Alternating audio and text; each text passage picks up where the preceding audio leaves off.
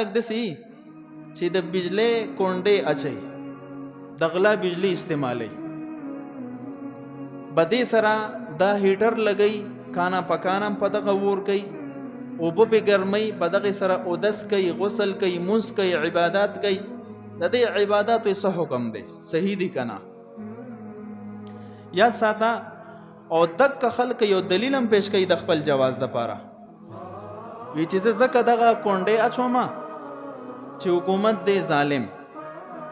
او ما تخبل حق نه راکې زه دې بدی طریقه خپل حق وسلومه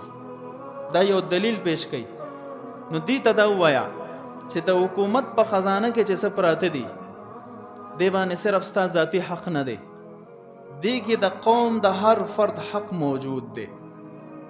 او ته چې کله کونډه واچې او ته بجلی واغسته فری کې اوم دک بجلی دک خلق په نورو بیلونو باندې تقسیم کی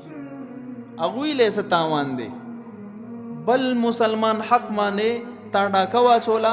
او ستا بجلی چې تا کوم خرج کړي د پغلا سره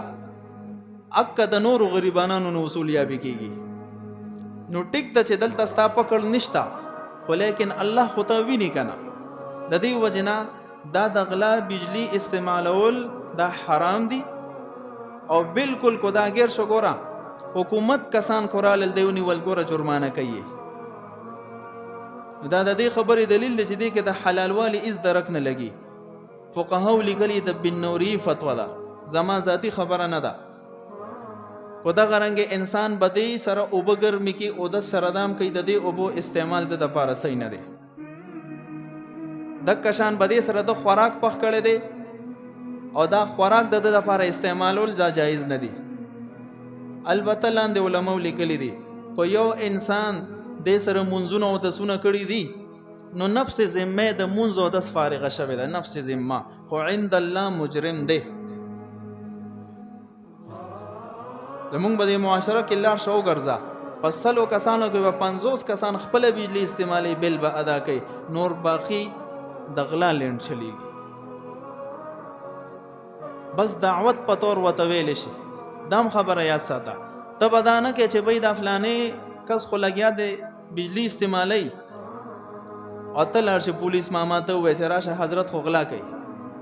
ستا دا کار نه دی د دې د پاره خپل کسان مقرر دي ته به تور دعوت ویل شي وتا او به تور شکایت غوي د نشه ویلې دا ستا کار نه دی دویمه مسله دا ده چې کم درزي دی درزي اغل ما سوټ یوړو پاغه کې مال د سوټ تیار کو داغه ز اجرت ورکوم خو داغه نه څه کپڑا پاتې شو د